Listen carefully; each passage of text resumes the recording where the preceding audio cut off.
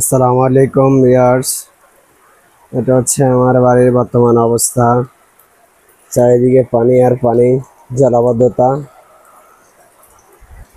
হচ্ছে যে আমার বাড়ির আশেপাশে পানি যাওয়ার কোনো মাধ্যম নেই। আশেপাশে সবাই বাড়িঘর করছে, কিন্তু পানি যাওয়ার জন্য কোনো ড্রেন ব্যবস্থা বা কোনো কিছু রাখা নাই। আমি যদি আমার আশেপাশে পাইপ দিয়েছিলাম। রাস্তার ওই পাশে হচ্ছে প্রজেক্ট, আজকে আপনাদেরকে দেখাবো। দেখেন আমার বাড়িতে পানির অবস্থা। তো বিষয়টা হচ্ছে যে আমার বাড়িতে আশেপাশে পানি যাওয়ার কোনো রাস্তা নাই। আশেপাশে সবাই বাড়িঘর করছে।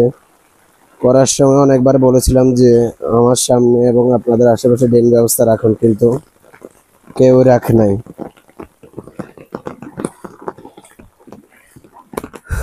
এই হচ্ছে বাড়ি। বাড়ির সামনে একটা প্রজেক্ট আছে।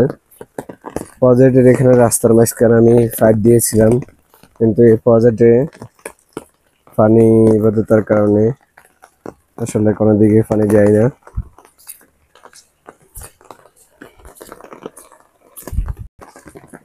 এই যে আমার বাড়ির পাশে দেখতে পাইতেছেন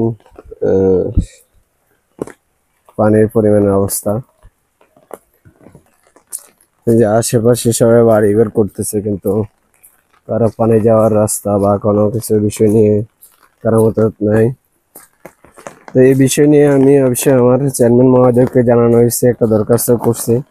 এখন পর্যন্ত উনি সময় দিতে পারতেছে না। আশেপাশে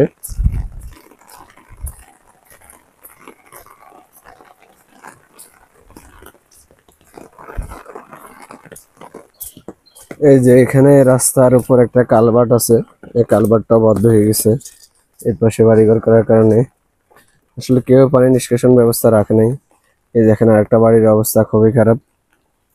তারা এই দেখুন আর একটা বাড়ি অলরেডি মানে রাস্তার পাশে চলে আসছে আসলে পানি। যে কোনো মুহূর্তে আমাদের রাস্তার উপরে পানি উঠে যাবে। এটা হচ্ছে আমাদের মেশকাত ভাইদের বাড়ি। ওদের বাড়ির দরজার পানি, প্রায় সব বাড়ি ডুবে গেছে আসলে। এখন বিষয়টা হচ্ছে যে ওনারা এখান দিয়ে যেভাবে আমালি রাখছে, এই দেখেন তা আমালে দেওয়া আছে, কিন্তু বাকিরা রাখে নাই। আহ, যে এখানে একটা কালভার্ট দেওয়া আছে, এই বরাবরই ওনারা আমালিটা রাখছেন। তো এর পাশে একটা জমি আছে, এই জমিতে পানি আপডাউন হয়। হুজুর, বাড়িতে পানি উঠছে? বাড়িতে পানি উঠছে নি? দেখো উঠছে কেন? আসলে এতক্ষণ যা দেখছিলেন মূলত এই যে এখানে একটা বাউন্ডারি করে জায়গা পুরে রাখা হয়েছে। এখান দিয়ে পানি নিষ্কাশন ব্যবস্থার জন্য কোনো কিছু রাখে নাই ওনারা।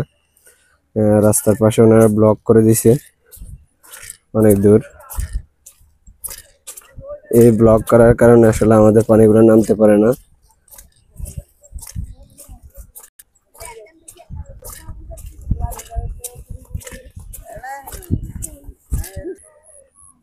মূলত এই যে এতটুকু মানে কত ফিট হবে, আনুমানিক 1-1.5 ফিট জায়গা ওনারা ব্লক করে দিয়েছে রাস্তার পাশে। মানে ওনারা পাইপও দেয় না, কোনো কিছু দেয়নি, এই কারণে আমাদের পানি সব আটকে গেছে।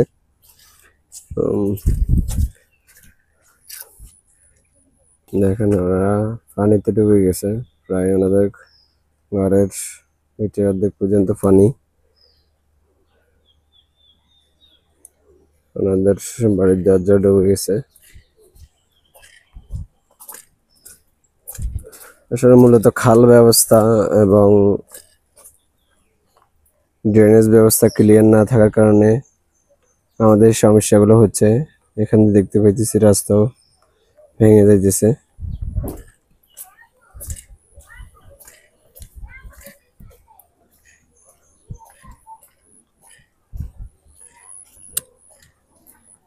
আসলে আমাদের আশেপাশে খাল এবং ড্রেনের ব্যবস্থা খুব ক্লিয়ার না, এই জন্য আমরা ডুবে যাচ্ছি। তো আমি বলতে চাচ্ছি যে আসলে বিষয়টা হচ্ছে আমাদের খাল এবং ড্রেনেজ ব্যবস্থা ক্লিয়ার না থাকার কারণে আমরা প্রতিবারে বর্ষাকালে অতিরিক্ত পানির জলাবদ্ধতার সম্মুখীন হচ্ছে। আমরা এই অবস্থা থেকে নিরসন চাচ্ছি।